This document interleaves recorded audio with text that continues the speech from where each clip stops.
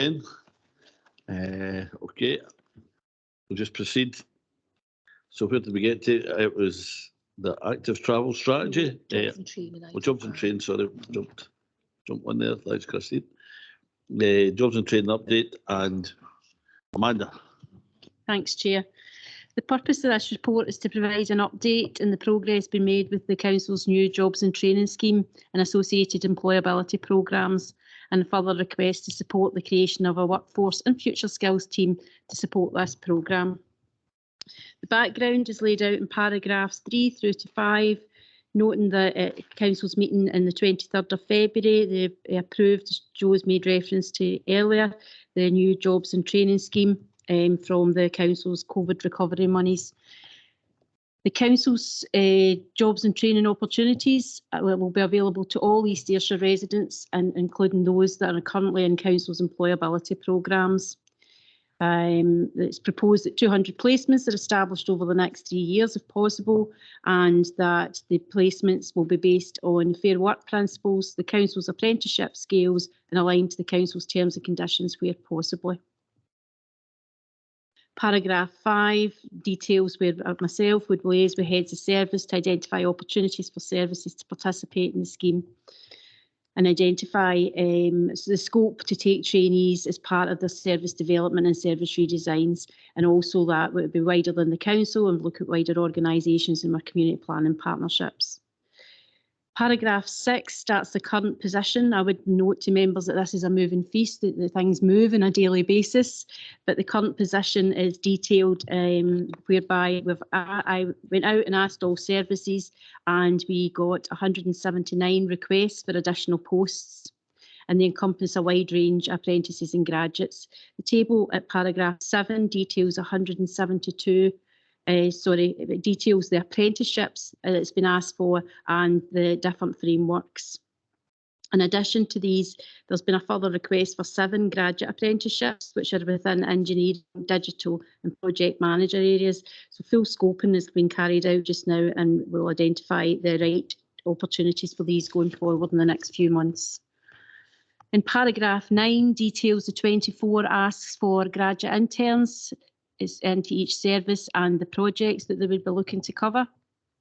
Paragraph 10 notes that these training placements, and as I say, it is a bit of a moving feast, currently anticipated to be in the region of £4.3 million, following the contributions from services that we've requested, and Cabinet's asked to approve that this allocation set aside from the £6 million recovery fund. Looking ahead, we've actually started now looking at the appropriate apprenticeship frameworks for each of these asks, and it's anticipated that we'll carry out recruitment collectively. The first tranche of posts, subject to approval, is expected to be released during June. And we're just noting there in paragraphs 12, should a young person's application be unsuccessful, we would consider them for other posts within the Council, thus reducing the number of interviews, but also increasing the likelihood of the young person being successful. And paragraph 13 simply notes that the graduate internship programme would be a similar recruitment process. Paragraphs 14 through to 19 lays out the ask of the future skills, workforce and future skills team. So it's noting that economic growth transferred the apprenticeship programme to people and culture as of the 1st of April, and a number of posts transferred across. There's another note of a couple of posts that will also transfer across, namely team manager and 0.5 administration assistant. Paragraph 16, there's the ask to create a further 2 training officer posts and convert the part-time administrative post into a full-time post and make permanent the HR assistant, also establishing a workforce and future skills coordinator role. The expansion of this team will also be considered, and is on a temporary basis out the fund, but will be considered as part of my service redesign, which will come after recess, with a view to making the employment opportunities permanent where possible. The table at paragraph 19 details the post that's been transferred, and also the ask for the additional posts. Paragraphs 20 through to 22 lays out employability programmes. including Kickstart and Young Persons Guarantee, and whereby we are guaranteeing that where suitable, we'll get an apprenticeship for each of these young individuals, and that we're also looking at the option of utilising the long-term unemployed scheme to fill places. We detail in paragraph 21 some of the work that's been done with the young people through SL 33, where they're undertaking some bespoke training to support them with their interview skills and completing applications, etc. And also that we have a mini recruitment day planned for June, later this month, with council services to help support them into employment. Paragraphs 23 and 24, through to 25, lays out the council's positive recruitment policy, whereby it gives us the governance to be able to positively recruit to ring-fence priority groups. Paragraphs 26 through to 28 details the publicity that we plan for launching the scheme in multimedia platforms over the summer months, and the reach to our community planning partnerships, including Skills Development Scotland and DWP. Jobs and training support to local businesses is detailed in paragraphs 29 through to 30. The local businesses are aware of the details, and the business support team are making the businesses aware of their eligibility to take part in the scheme. Information has been sent to approximately 3,000 businesses across East Ayrshire. Financial implications are in paragraphs 31 to 32, noting that, as Joe had also mentioned earlier, the £6 million was earmarked for the COVID Recovery Fund. The proposals to seek approval to utilise £4.6 million of this fund, and noting that all services have been asked to make a contribution to invest in the young people. The human resources implications are laid out in paragraphs 33 to 35. Paragraphs 36, we make reference to our trade union colleagues who have been actively involved in the discussions around workforce planning, and where we wish to expand our young workforce, and are given regular updates through community collective bargaining. Risk implications are in paragraphs 38 and 39, and the recommendations in paragraph 2, and happy to take any questions. Thanks, Amanda. Great report, really encouraging. Good to see the amount of work that's dipped into that just in a matter of months from us making that decision. It's really good to see. Just in terms of some of the qualifications and the involvement of the college, are they obviously this is should put a bit of pressure on them. Hopefully, it's a good pressure to have. Are they able to kind of cope, and what kind of qualifications should some of these young people get? Thanks, through you, Chair. We've been liaising with the colleges. We have been ongoing through the workforce plan, and there will be some additional demand in them, but they'll also they ask for the additional training officers, so some of that will be done in-house as well. So we're working with them closely about developing the right routes. So they are not running away for the capacity issue. They're embracing that, and that they're welcoming working with us going forward. Thanks, Chair. I just want to think this is an excellent and good news report, and seeing everything come together that we started doing in February is really quite exciting. So I just want to say thank you very much for the report, and I also support the temporary changes in personnel, and hope that they will become full-time after the service review in the new year. So an excellent report. Thank you very much. It's clear. Okay, Elaine. Thanks, Chair. I think it's also a very encouraging report, and I'm glad to see the links in with SL33. I just had my first visit early in the week there, so I'm really pleased to see that involved. I just want to ask about the workforce and future skills team. Is there any dialogue with education on future proofing skills and the qualifications that young people need, as well as, you know, filling the gaps that we currently have within the council? Amanda, hopefully.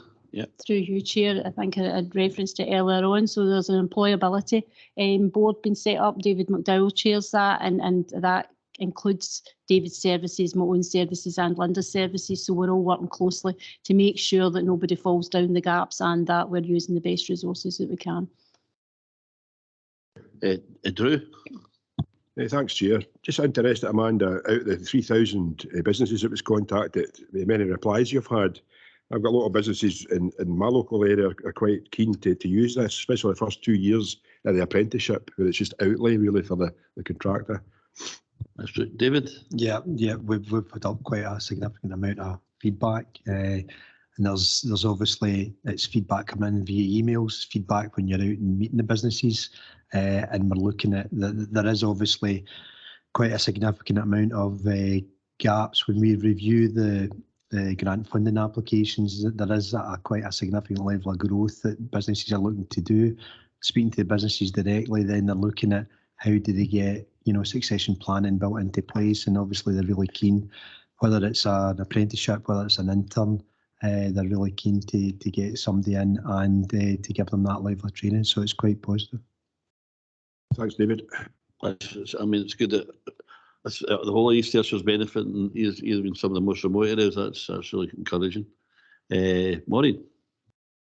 Thanks very much. Again, very interested, very delighted that this is going forward. David, I think there's the opportunity for us to look at some of the things that we're committed to, some of the RCGF that we've got, some of the projects that are going forward. We know what some of the sticking points have been with them, and actually the development of their aspirations and business plans. And I think when we know we have got this, that even if the businesses are not identifying for themselves what their needs are, I think we can be proactive and sort of make some suggestions that we have got this jobs and training opportunity, and actually start being proactive and making suggestions to these projects and the through the RGF, and also with the associated projects that hinge on to those. Through you, Chair. Yeah, I mean the funding, the group that we have, the Employability Board, we literally have funding through ESF, No One Left Behind, and a whole cocktail of different funding, which allows us to kind of target different areas. There is one obviously that we will work and are working with the third sector on, which is long-term unemployment. So that particular fund, we've got about 34, 35 appointments on a scheme which will deliver a training to individuals to look to get them out of long-term employment, as Amanda alluded to get them in the first step. So that's targeted at the third sector, and we're obviously got additional funding for, that was from last year, for this year, which will then be looking at another potential about 60 different opportunities. Thanks, David. Maureen?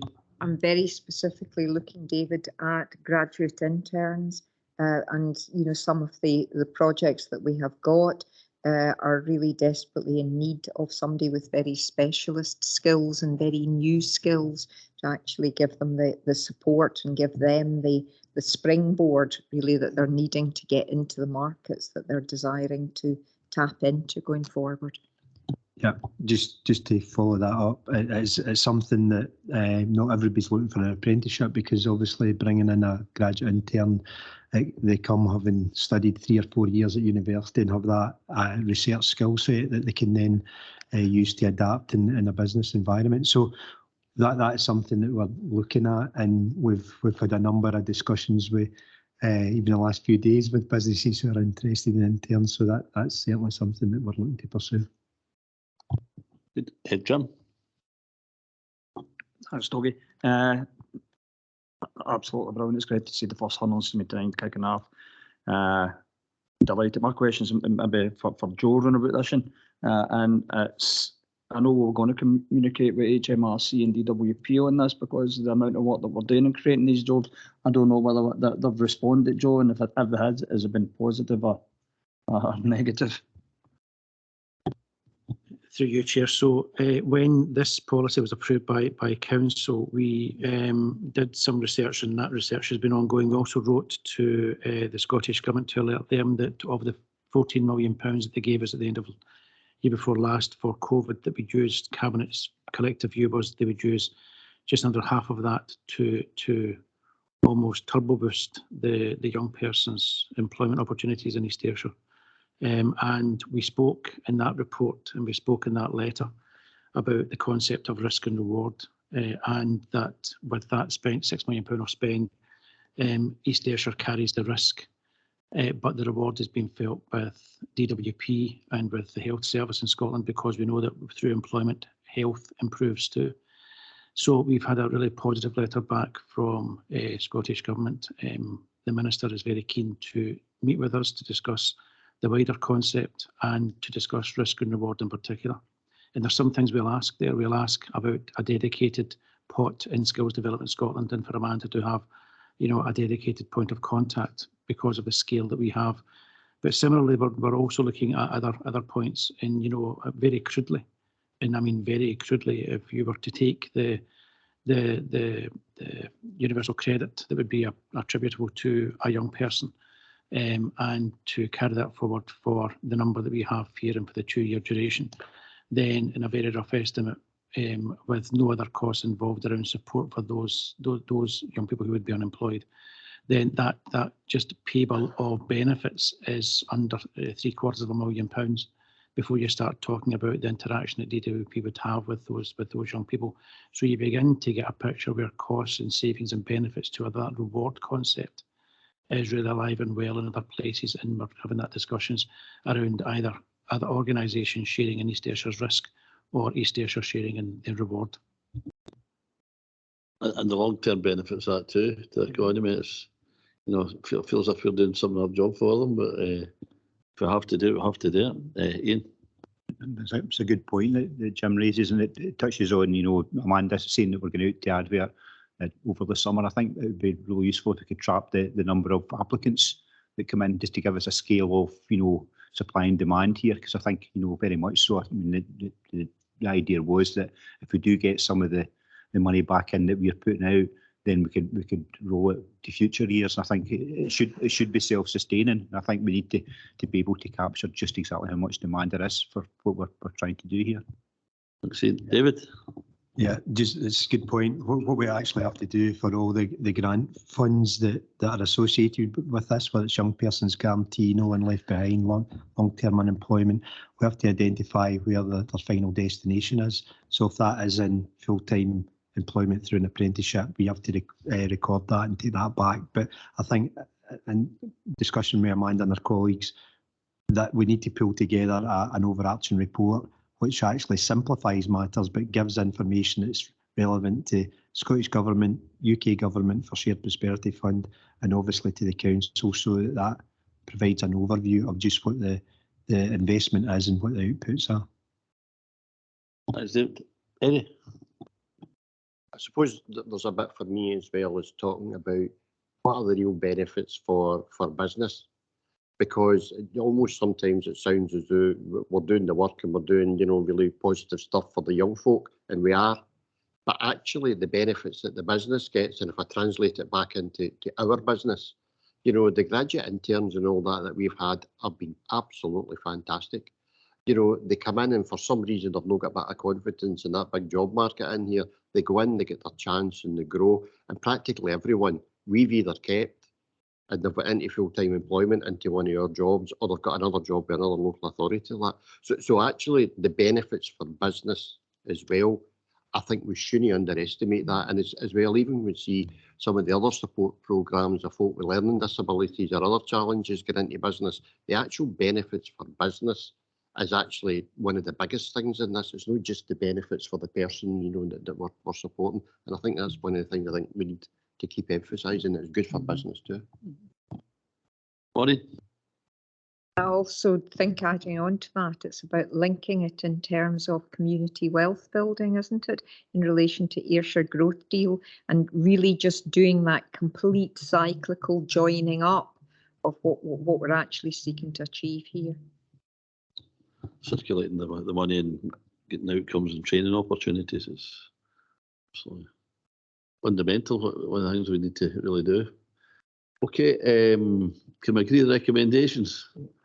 Okay, now go to active travel strategy, and was Helen going to present it? Yeah. Thank you, Chair. I've also got Graham Senior on the call with me, who's Team Leader Traffic. So the purpose of this report is to advise Cabinet that a draft active travel strategy has been prepared, to seek feedback on the content of the strategy, and to set out the proposed next steps to finalisation and endorsement of the active travel strategy. Ayrshire Roads Alliance, on behalf of the Council, have been working on the development of an active travel strategy for East Ayrshire. The document is intended to be a companion document to the Council's next local transport strategy.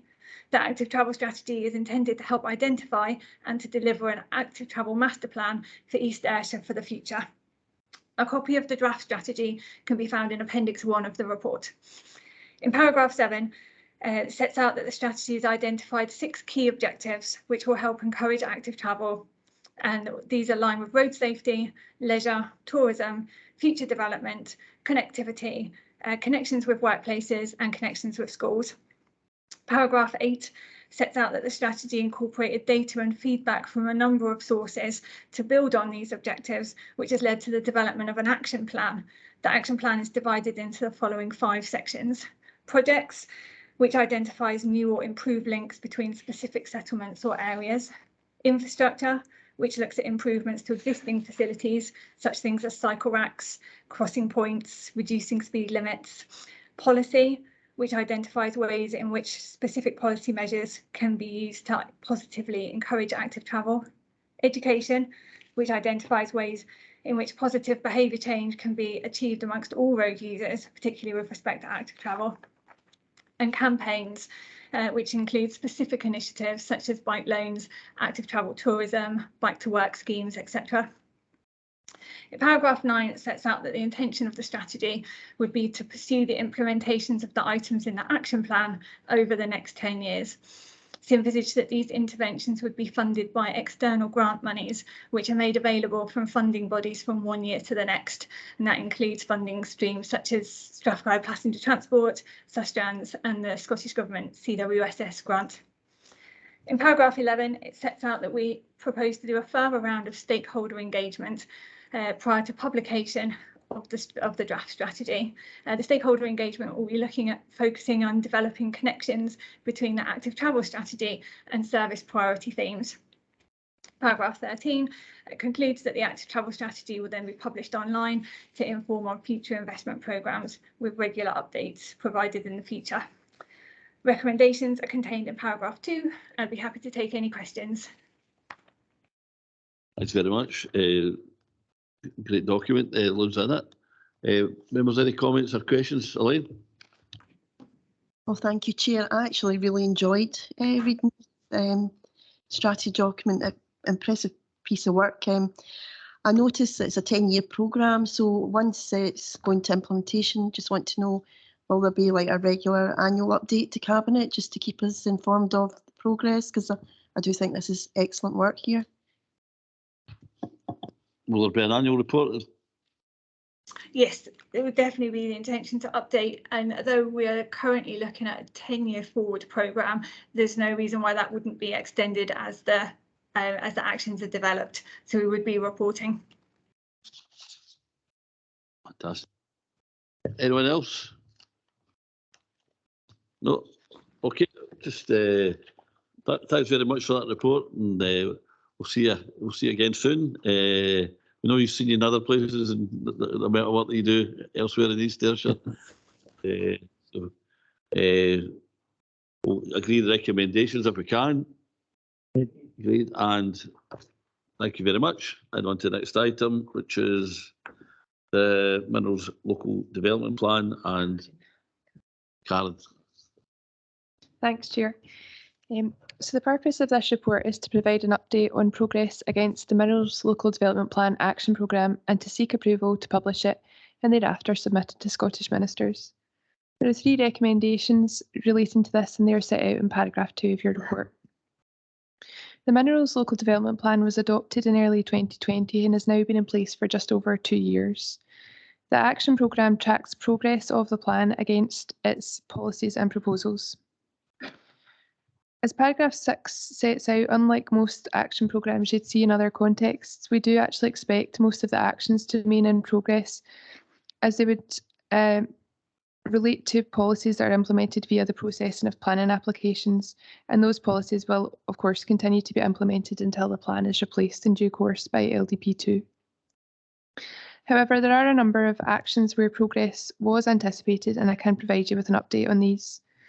Firstly, paragraph 8 sets out progress on supplementary and non-statutory guidance, which is associated with the plan, and 3 pieces of guidance were reported to Cabinet and adopted in mid-2021, including financial guarantees, peat, excess soils and sewage sludge, and community benefits. Paragraph 9 sets out the successful bid to the Heritage Lottery Fund for the delivery phase of the Coalfield Communities Landscape Partnership, and the embedding of the Coalfield Communities Landscape Partnership in this plan was an important factor in its delivery. And there are, as you'll be aware, a range of projects being delivered through the Landscape Partnership at the moment, including, for example, peatland restoration in the Lugar Heritage Centre. Paragraphs 10 to 11 provide an update on a document on strategic woodland creation, which we're preparing in conjunction with Scottish Forestry and a number of other local authorities as a pilot project. And we do intend to produce non-statutory guidance to accompany this work, which should be ready by the end of the year. Paragraph 12 just sets out for you that there is a statutory requirement to publish the action programme and report on it every 2 years. We don't actually anticipate that there will be another review of this action programme, as the plan is likely to be superseded by LDP2 before that 2 years is up. However, any relevant actions have been carried forwards onto the LDP2 action programme, or indeed replaced or improved upon, and so monitoring of these actions will remain in place. And there's no particular implications that I want to bring up. So with that, happy to take any questions. Thanks, Chair. Thanks, Karen. Excellent report. Jim, do you want to go on? Thanks, just briefly on it, Karen, and the Coalfield Communities Landscape Partnership and some of the work that's been done about that, working with the Coalfield Environmental Initiative on the peatland restoration, and more recently on the kind of wildflower sowing over the old open cast sites. It's been absolutely marvellous to see that, and it'd be remiss of me just to thank the volunteers that's involved in that. So it was volunteer week last week, and so they've played a major part in that. And obviously Lugar Heritage Centre, I was there a week past on Friday to see that opening up, so it's good to see these projects coming to fruition through that. Thanks, Jim. Yeah, great to see. Maureen? Just to share with members that I was privileged at the weekend to get to the Croic Multiverse, which Russell Griggs had been involved with. It was my first visit there. It was absolutely fantastic.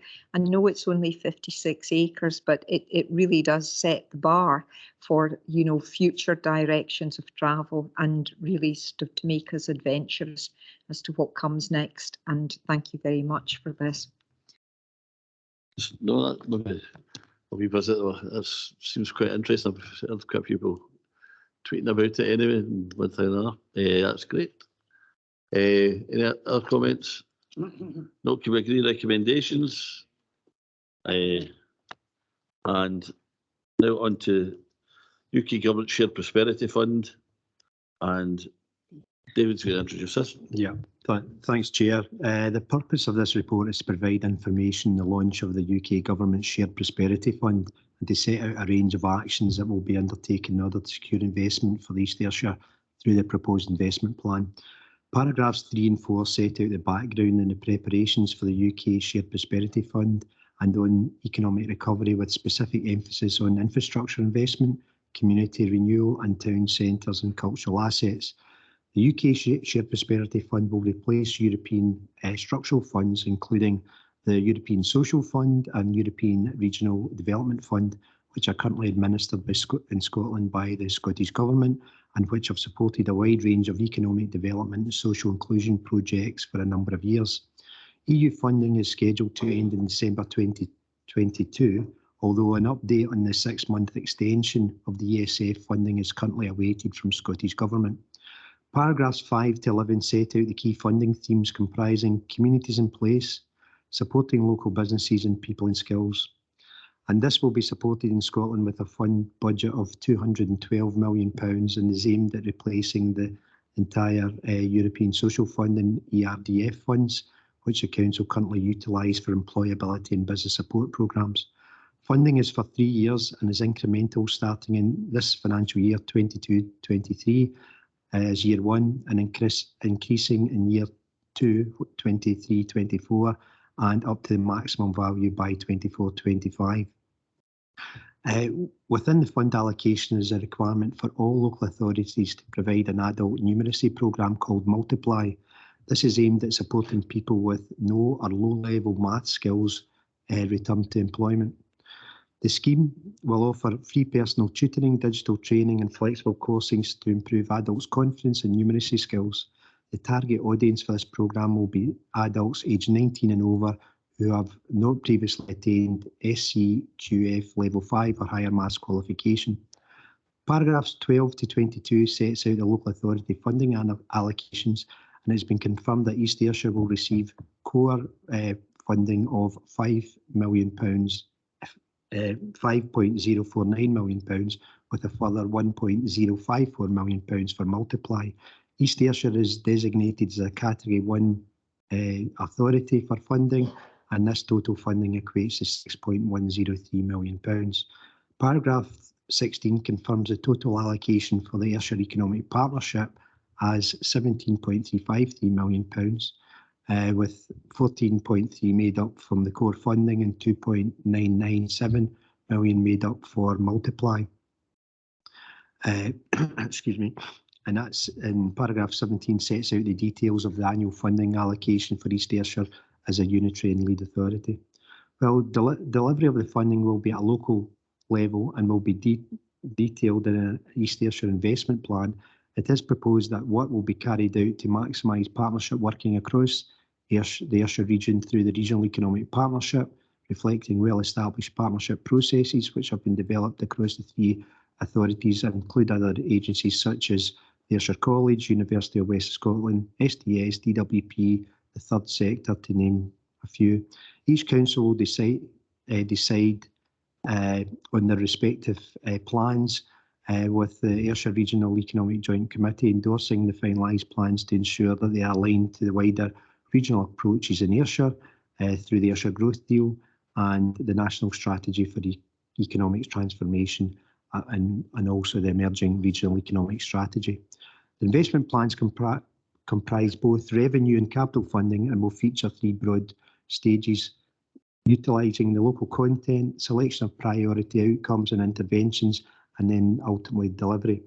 The investment plan application template is set out in Appendix 1, and paragraph 28 sets out the timetable for submission of the investment plans. However, given the multi-agency work necessary to develop the investment plan, coupled with the timing of the decision-making process, the council is going to be requesting an extension of the time period until the 30th of August 2022 to allow both the Cabinet and the Regional Economic Joint Committee to consider and approve the investment plans as noted in paragraph 2.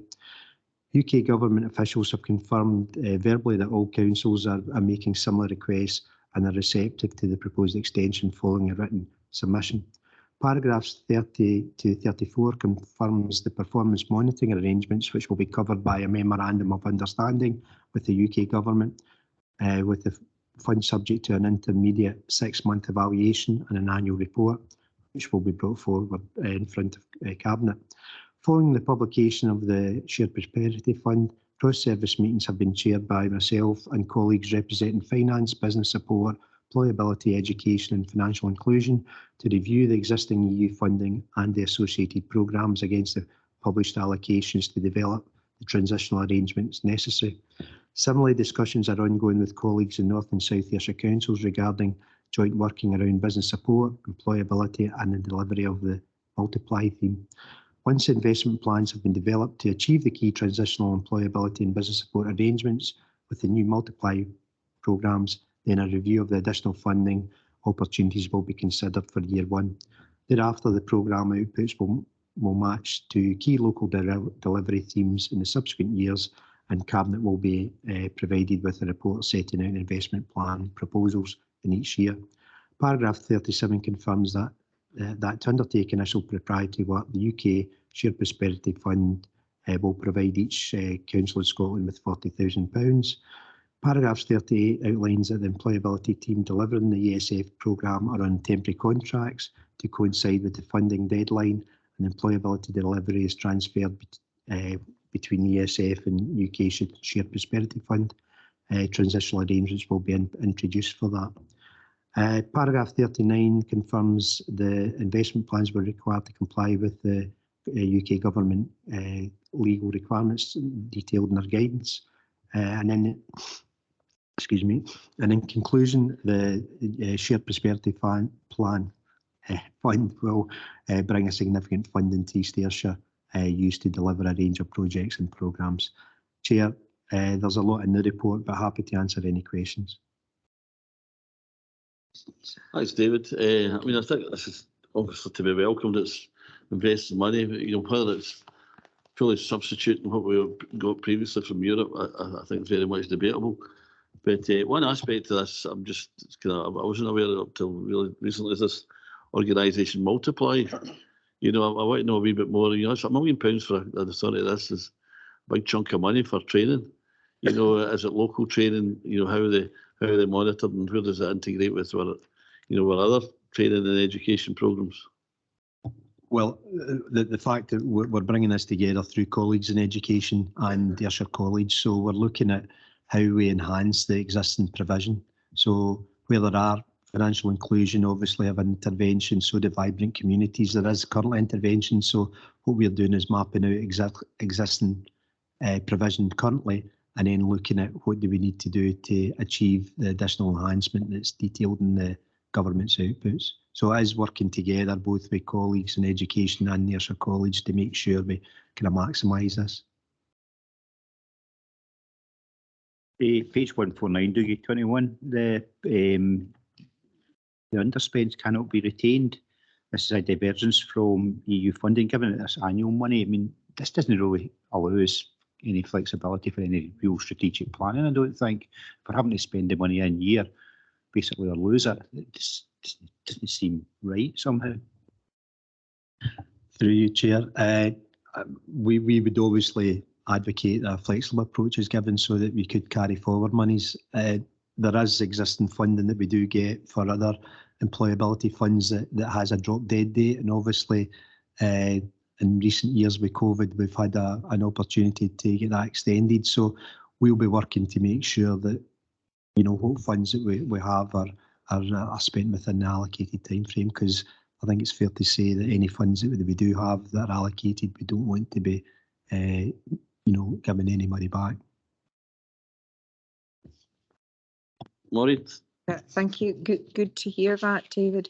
Could I just say I actually like the appendix, and I always that the fact that EU funding has always focused us on exactly what the outputs are, and I think that's something that's really useful. And I think, you know, if we look at some of our own internal funding that we actually set up, I think that this actually coming forward gives us a very good sort of, you know, look at actually focusing on outcomes, focusing on outputs right at the application stage, actually sets a very useful template for us, and is maybe something that we can develop in terms of some of our own funding, including some of the participatory budgeting and some of the place-based investment funding that we've got. I think having that focus is always a help, and that's me going way back in the mists of time to my life as a monitoring officer, but it is helpful. Yeah, I totally agree. David? Just to say, Chair, the actual outputs that we have in the prospectus, there's about 16 pages, so there is a level of flexibility. It doesn't mean we have to be targeting a programme in each of those outputs, so it gives us an opportunity to develop what we need locally and identify the gaps and the additionality. And I would maybe just highlight, and just Amanda and I have had discussions about, there is opportunities for us to supplement, you know, the additional apprenticeships and training programme that we've just talked about through this proposal, so that we can try and make sure that we take existing programmes that are provided and provide utilise that money to provide additional support rather than we just recreate another new programme. Yeah, fair enough, yeah. Okay, any other points, Jim? Thanks again. Mine's just running about paragraph 17, and maybe more for Joe, because it's running about finance and ICT, and it's running about the risk in that and mapping that risk. There's obviously, I wouldn't say concerns, but it's quite right to highlight that as assuming that this is going to be met or potentially not going to be met to what we previously had for the EU funding, Joe. And through you, Chair, it's an exercise we are looking at. We know the quantum for East Ayrshire and for Ayrshire from the UK Shared Prosperity Fund. And as David touched on, the EU funding was a little bit more complex in that it was sent to councils, but also a huge swathe was sent to Scottish Government, which in turn, in some models, then came back to councils, and it's quantifying that totality that we're working on. It looks as though at the moment as though the Shared Prosperity Fund will be similar to the value we previously received. However, as David touched on, the timing of that and it being skewed and back-ended in terms of it's year 3 until we wait until year 3 until we get the full award, that will cause some challenges, I suppose, as our EU funds come to an end and we begin to launch in earnest the programmes and projects that rest within the UK Shared Prosperity Fund. But it's something we're very alert to, members, and David, I and a host of other people are looking at this, not only here, but a similar exercise being undertaken in North Ayrshire and South Ayrshire around that quantum, that reconciliation, given the need to allocate at some point and talk towards that £17 million of the All Ayrshire level. Thanks, Joe. Okay, can we then just go back to the recommendations of page 145? Great, thank you. And I think the final item is the Levelling Up Fund round 2 prospectus. David.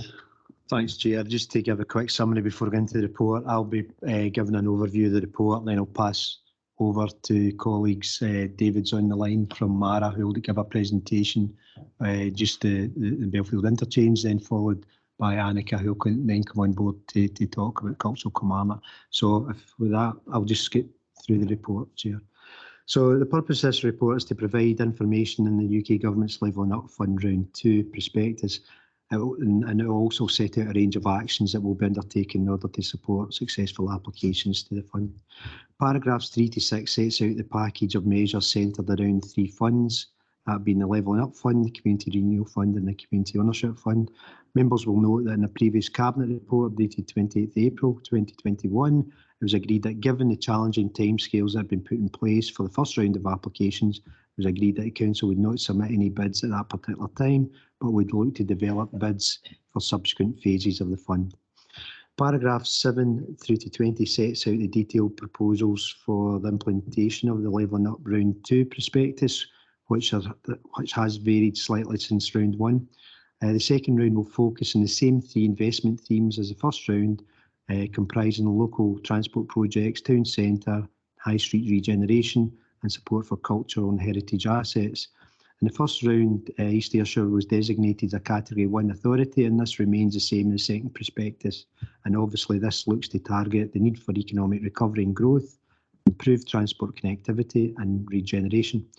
So as part of the submission bids, we also need to tie these back to supporting net zero goals, including those of the UK Government's net zero strategy and sector-specific plans such as heat and building strategy where those apply. All councils must submit their bids to the Ministry of Housing, Communities and Local Government by noon on the 6th of July for projects that can demonstrate the spend for this financial year. Scottish local authorities can submit a number of bids for the fund's 3 investment priorities to the total number and partial constituencies within their boundaries, and in addition can submit 1 further transport-only bid, which is delivering about 90% of the overall transport value. And any successful bids, including joint bids from the first round of the fund, will be subtracted from the remaining bids, and those applications that were unsuccessful in the first round and that still have a bid allowance are eligible to reapply, and we don't have that particular circumstance. But as for first round bids, the fund will be focused investment in smaller scale local projects that require less than £20 million of funding, but there is a scope there for higher values by exception. East Ayrshire, which spans 2 Westminster constituencies, can submit up to 2 bids to the Levelling Up Fund, 1 per constituency with a maximum value of £20 million per application. There is also an ability to submit a large-scale transport bid and 1 large-scale cultural bid up to a value of £50 million. It should be noted that MP is required to offer their formal support to the funding bids for the 3 investment themes and the same for a transport-only bid. Given the challenging timescales, engagement with the constituency MP has been undertaken in the finalised round 2 proposals in order to seek his endorsement and approval. Turning to the bid process, there will be a 3-stage implementation process. A 3-stage implementation process, which consists of stage 1 as a gateway, and this is effectively your applications considered and either can pass or fail. Stage 2, if it gets through the stage 2 process, will be assessment and shortlisting by the UK government, and stage 3 is obviously the decision-making process. So members will recall on the 31st of March, the Council approved the Local Development Plan 2 for the publication of the plan and to seek feedback. And the plan itself set out a number of strategic actions to mitigate some of the main issues identified as part of this process. This has culminated in a strategic transport assessment of Kilmarnock Town Centre framework, which supports the development of the 2 bids at Belfield Interchange and Cultural Kilmarnock. As we know, Belfield Interchange is the most important traffic junction for East Ayrshire and is a gateway to the rest of Ayrshire and the wider southwest of Scotland region. It has had a long-standing significant challenges relating to pedestrian and vehicle safety, poor quality active travel networks and capacity constraints that need to be addressed via the strategic development and investment to enable economic growth in Ayrshire. These challenges have been assessed via the transport appraisal for the East Ayrshire Local Development Plan 2, and is apparent the lack of investment by Transport Scotland in safety and capacity at this location will also significantly impact on the economic growth and regeneration in the Ayrshire region. The transport appraisal confirms that the interchange cannot accommodate all of the growth proposed in the Local Development Plan 2 without further improvement. So following final consultation, the Local Development Plan 2 will be considered by Scottish ministers and ultimately by the planning reporter. And at that particular time, if the Transport Scotland are unsatisfied that the improvements to the interchange are unlikely to be realised in the short to medium term, it may result in a lengthy delay to the examination process of the plan, and that ultimately can impact on inward investment. Suffice to say, the proposals that you'll just hear about have been discussed with Transport Scotland and have received quite favourable responses. The lack of a suitable mitigation proposal would adversely impact an investment in some of our Ayrshire Growth Deal projects, and as such that this has been highlighted to Transport Scotland. The proposals for Cultural Kilmarnock also link back to LDP2, and as noted in the Kilmarnock Town Centre framework, the proposals to improve the Palace Theatre and Grand Hall as a regional theatre and concert hall, linking to the Dick Institute through the improvements to public realm works, are to be supported. I would also highlight that we've had discussions with the constituency MP, and both these projects have confirmed the support for the proposals. And paragraph 28 sets out the detailed work proposed to develop the Doon Valley master plan for the round 3 proposals, and that work is ongoing presently and obviously subject to further consultation. Moving through the report, paragraph 29 to 31 sets out the financial implications of the paper, and to highlight the Belfield Interchange is estimated at a £10 million fund supported, well that's excluding professional fees. The overall cost to Cultural Kilmarnock project are £31 million. That comprises a proposal bid of £20 million from the Levelling Up Fund, £5 million from the National Lottery Heritage Fund, and £750,000 from Historic Environment Scotland with £5 million allocated in the capital plan. And East Ayrshire Leisure are currently discussing options with match funding opportunities. I'm now going to pass over to David Manson from Ayrshire Roads Alliance, who will explain the proposals for the Belfield Interchange, and then in conclusion we'll pass over to Annika Friel, who will set with the proposals for Cultural Kilmarnock. Hi, good afternoon, Chair. Kevin Braidwood obviously sends his apologies and he's asked me to come along here today just to give you a quick presentation on the proposals, and I'm happy to take questions.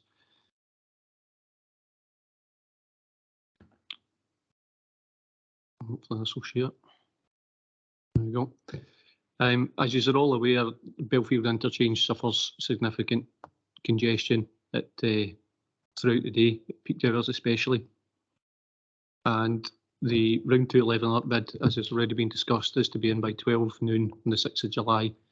The Ayrshire Roads Alliance are going to submit a transport-only bid to this fund, looking to upgrade the Belfield Interchange to improve journey times and support future growth for the Ayrshire Growth Deal.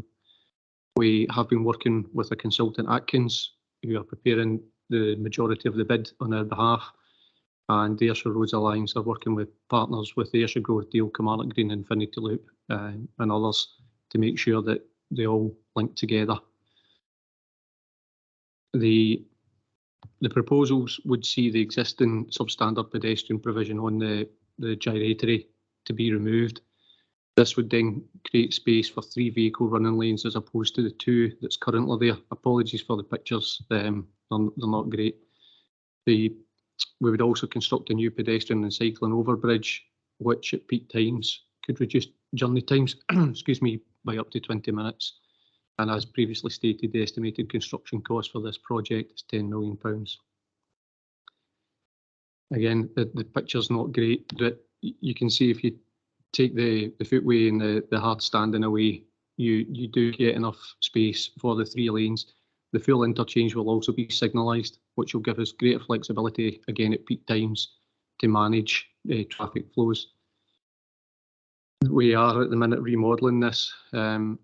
It does have an impact with the Kilmarnock Green Infinity Loop, and this proposal may change going down towards the athletic centre, but at the moment we're still looking at the 3 lanes coming on there with a dedicated slip lane going northbound to free up a lot of capacity on that arm. The pedestrian route is looking at coming across the southern side of the A77. So the red line, as you see it there, cutting through the Ayrshire Growth Deal opportunities and connecting through onto the A71 Rickerton Road. Again, this will be the bid that goes in, but we are looking at alternatives, keeping it on the northern side and coming down past the athletics centre. But for the purpose of the bid and because of the very short deadlines, we are taking forward the southern route. The type of bridge would just be a standard steel truss overbridge. This was just a Photoshop dropped in the location it would be.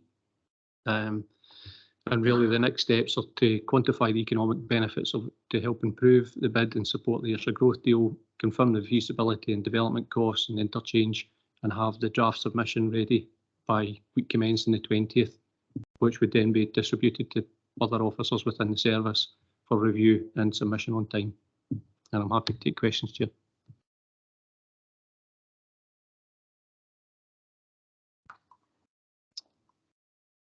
So I just wanted to see the detail and something that's quite interesting in terms of the walkways, etc. Members of Ian?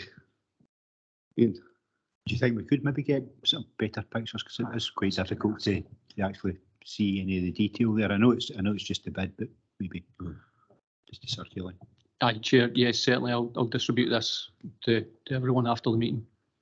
And again, if there's anything else specific you want, feel free to contact me and I'll make sure you get it. I was quite interested in the northern, whether you take the cycleway over the southern or the northern. That's quite interesting. 2 alternatives there. Yeah. Yeah. Sorry, Chair. The reason for that is the southern has got better topography to accommodate the bridge, but the northern has a better route connecting the villages to the east. with Kilmarnock Town Centre and linking into the KGIL. So there's merits to both, and we'll continue to explore them. But as I say, that won't be finished in time for the bids. We will go in with the southern route. Okay. I think the important thing here is, as David said, we'll continue to develop the detail of this. I suppose what we are seeking for Cabinet today is a clear endorsement that our transport bid for this is going to be Belfield Interchange because of the strategic importance, and I suppose that's the specific ask, that Cabinet are going to actually endorse as that is our transport bid for East Ayrshire, and knowing that we're going to have to keep developing the detail, over likely the next years, likely, Dave. Yeah, certainly in the next year. The award would likely be at the autumn statement in November, but between now and then we'll have pretty much the detailed design completed. Said it. Ian.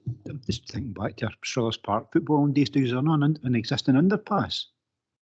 Why do you have to bridge it? There is a route under the A77.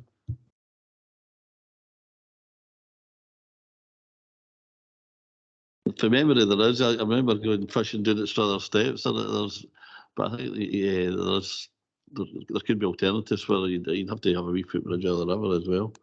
But sorry, Chair. Yeah, I came to this project slightly late. I've picked up from Kerr Chalmers, who's now retired.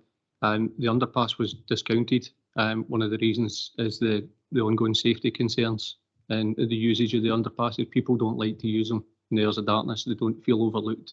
So that was one of the main reasons for discounting it and additional engineering difficulties as you continue the path onwards. Obviously, it's worth exploring both just to see where we get to. So, Maureen. I think it is very interesting, and particularly with aspirations that we've got in relation to Kirkland Side as well. So we've got sort of what we're sitting with now, but also what we're looking at going forward in the future. So that's certainly interesting. Could I just go back again to pick up on the point that I raised right at the very start, and that was 145,000 already spent in terms of preparing the bids. That's substantial, where obviously we didn't choose to make a bid in year one. I could express all sorts of opinions about that. I'll zip it, however. And we are now looking, though, at year three. So we had 145,000, we've spent 145,000. How much do we have available then to be working up the bid for year three? Is it year three or is it year two? I'm not sure, David. Is it three? Is it? Doon Valley. Doon Valley, year Doon three. Valley, that project has been worked up. It's been actually, I don't have the figures in front of me of the cost of it, but that has been over the last year. Facilities and property management have had a kind of team on that working. So that isn't new. It's not going to make this round two bid because of the timing of it, because there's still public consultation to be undertaken. But the work is nearly complete for that. Joe? Did that come out of the 145,000, or was that funded from somewhere else? I'm going to bring Joe in here. Thank you, Chair, and through you. So we know that as a level one authority, we received funding of 175 or something like that, £1,000. However, when levelling up was first announced, we took the opportunity as a council to set aside a sum of £700,000 from our own money, recognising that for a major transport bid, that bid could be up to £50 million, and for a local bid, a heritage or intent bid, could be up to 20. So we took 1% of that and put it away. Now, as David touched on, there's been various draws and calls on that £700,000, mostly from college and facility property management, and some from college and ARA, as they progressed the three bids. And so there's a bit left in the money. I don't have the amount that's left, but I'm confident that what we've set aside is sufficient for the three bids to go in at two in stage two, and that third one going in stage three next year. But we have that government funding of £145,000 set aside. I don't think that will be required, and I think that will be replenished and used elsewhere. But as I said, we were proactive in setting aside a far larger sum to ensure that colleagues around the council had the technical and the consultants support to progress these bids at pace. Sure. Okay, Eddie. I think it's important for us to see these bids that we're putting together as strategic priorities for us, rather than something that we're just cobbling together because there's money there. And that was why. So we would want to have, you know, like this properly developed bid for Belfield sitting there on the table. So even if we get no money, we've got a properly developed bid. And it's the same with Annika and the cultural bid. We know these are the right things to do. So yes, we're investing some of our money, but it's because it's our strategic intent that we're investing in, and they're sitting there on the table. If we get this money, fantastic. If we don't get this money, we've got the bids already built up there, and we know we'll take opportunities to seek other funding. Andrew, sorry. Oh, no, sorry. Okay, maybe bring in Annika now.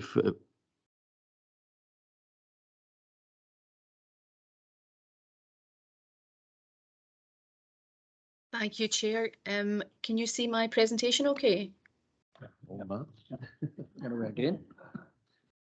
Yes, we can see it, Annika. Thank you. Okay, so the Cultural Kilmarnock bid has got a vision to create a cultural park in Kilmarnock, which is based around the Dick Institute, leading along past the Ayrshire Arts Academy, past the Palace and Grand Hall, and connecting into the town centre. So it's to create a public realm space, a green space, which provides opportunities to link our key cultural assets in the town, but also to provide spaces for outdoor performance, outdoor programming, and also just for dwell spaces, and to enhance or add to our already really nice green infrastructure of the town. So if I just go through the proposals with you. The first off is the Dick Institute. So there's no proposals for the Dick Institute itself. It's about the public space around the Dick Institute. It's a lovely design landscape, and it's about restoring that design landscape and creating spaces and putting in the historic axes again, creating spaces for people to be in, but also spaces for performance, for community events, linking into Lonehead Primary School, linking into Ayrshire Arts Academy, and just creating a nicer environment for the setting of these important heritage assets.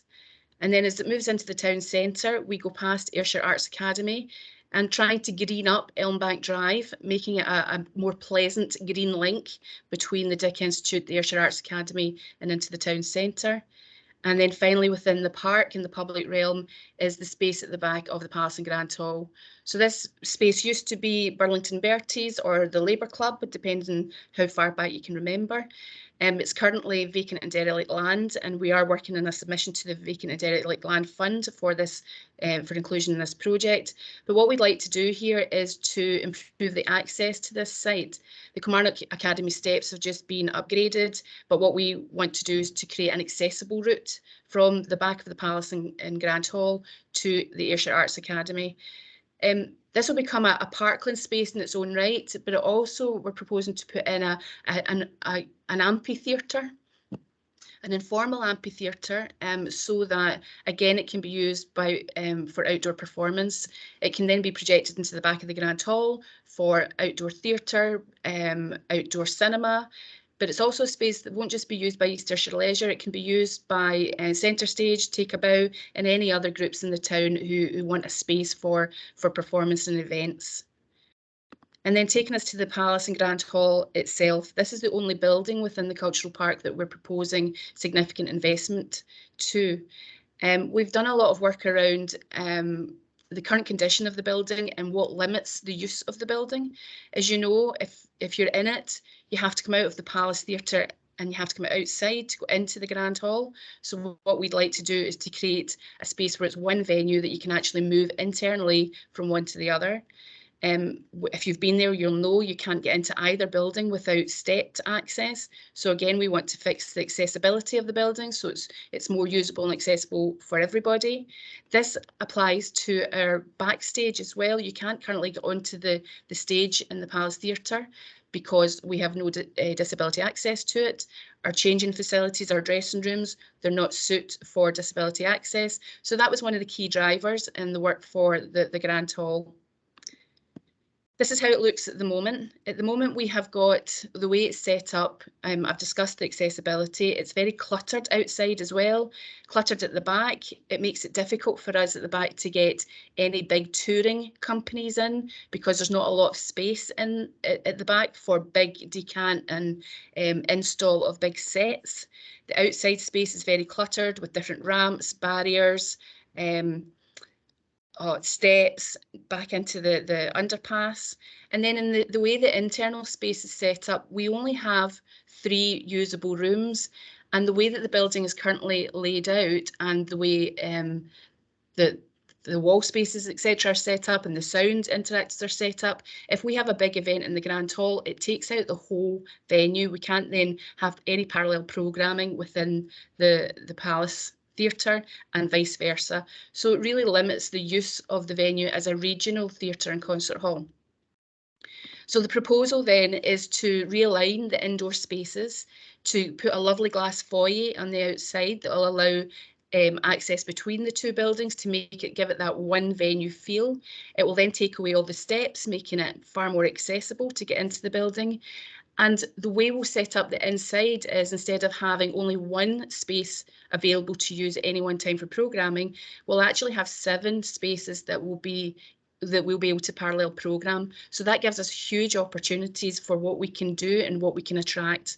We've been working with promoters, with the Scottish Music Centre, to try and attract, to get ourselves onto that regional tour of high performance, and having a facility then that has got unique spaces for local performance, local companies, but also for that high scale regional and national performance as well, is what we're aiming to do.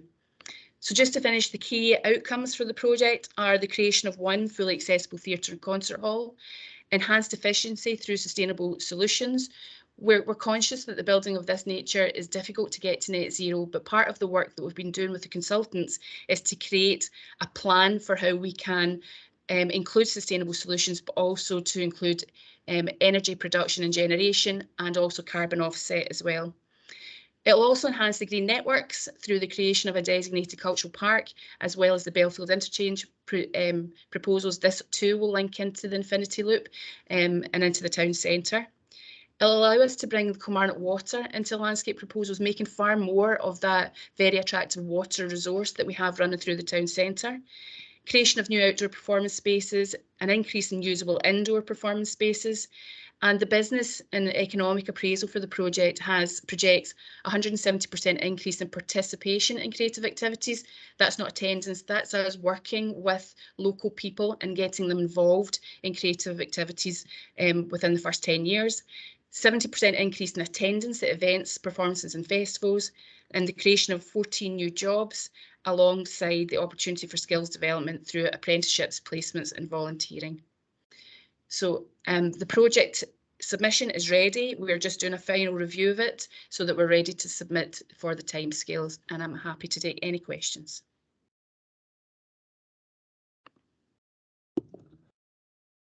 Thanks, Annika. Great presentation there, I think. Loads of excitement for the future. I like the way that he brings all that green space together, and the Kilmarnock water. It's quite exciting. It's been it's a wee asset that we've had there that we've just not brought into kind of use, and it green spaces as we see around about the town centre are something to be cherished. And I like the idea of bringing that walkway in as well, and just it really links it really well. I know we've had previous goes at it, but that's it's really refined really well, and it's bringing the whole facility, and that it can be used as a conference centre now, that you can have multiple use in the same day. And I know that hindered with the Irish dancing event. I know that was a problem to that organisation. They couldn't have multiple spaces at the same time. So I mean that's really quite exciting. Just kind of events we can stage in the town, and that's great for the economic well-being of of Kilmarnock and wider East Ayrshire. Brilliant. Claire. I just want to say thanks very much for the presentation. I know we've seen several times before, but this really, your key outcomes were fantastic, and it took me back to when I was proud to work at the Glasgow Royal Concert Hall back in 1990, and they built in all these things before they even opened. So accessibility was absolute key back then. But I think bringing the Palace Theatre back into what they call the circuit, because we're missing off of it just now. So we're missing those tours that go on year after year, and we're just missing it by capacity, and we're locking out the building for other events at the same time. So I just think this is absolutely fantastic. I was going to ask about how much do you think we're missing out, but I think that's too horrible a question to ask. So thanks very much. Really ambitious programme, and I really hope that we're successful with both the bids, and obviously echoing back to what Eddie said earlier, obviously the groundwork's been done and all of us have put a mammoth job into getting us to where we are, so hopefully that will come to fruition. I'm also really impressed by how the Kilmarnock Water is going to be integrated into this project. One of the criticisms that we have about the town is that we don't make enough of the river in the town, and this has actually been integrated fully into this plan. So fingers crossed for when we get the announcement on these bids. John? There was talk about, at one point, was it doing away with the underpass and realigning the road there and putting, you know, an overbridge? Is that part and parcel of any of this, or is that all, that never going to happen? At the front of the palace, I think it's been considered, Annika. Yeah, we're looking at closure of the underpass, but instead of an overbridge, we're looking at other green accesses into the town. So looking at crossing the road at different locations, which make it more attractive and safer to do so. But that's all part of the work we're doing with the town centre team and how we realign and how we access the town centre. Thanks. Maureen? Very much, yeah. It certainly is very exciting, Annika. I really look forward to seeing this one happen. Could I just ask about Elm Bank Avenue you talked about in terms of that, and that goes back to, I know there had been difficulty when we were looking at public art. You'll remember some years back, and why we ended up with the War Memorial Garden, because we were not what the restrictions were to actually put things on top of that grassed area. So has all of that learning and everything that we had sourced out then, has that been taken account of in terms of this proposal? Yes, it has, absolutely. And we've been working closely with colleagues in ARA to make sure that we respond to that and also take into account the issues with the roads there as well. Okay, that's great to see. And just your comments earlier, Annika, about the Labour Club, I remember chairing the Young Socialists there about some. So that wasn't yesterday. But the one thing I did know for that building, the outlook over the river was, you know, just what made the building. So it was a great view from there, and bringing the river back into, you know, into play in that part of the town is really, really good. So great work. Drew? Thanks, Chair. I'm just giving out a lot of thanks today, but I'm going to acknowledge, like I said, David and Annika's teams for all the hard work in the Doon Valley Master Plan. All the architects, the public itself has been fully engaged. And all the local consultations, there's a draft, the first draft's got to come out next week, the 23rd of June, in the Melton Community Centre, so I'm looking forward to seeing that first draft, and hope if the bid goes forward that it's successful for all the hard work that's been done. So thanks to them. Yeah. Totally agree with that as well, Drew. Yeah, absolutely. Okay, it's been a long but productive day, hopefully, and I think that's all the business kind of. Oh, I need to get your recommendations for the final item. Can we agree that? For the final hurdle. But just thank you all for your attendance today. Thank you. Thanks, Chair.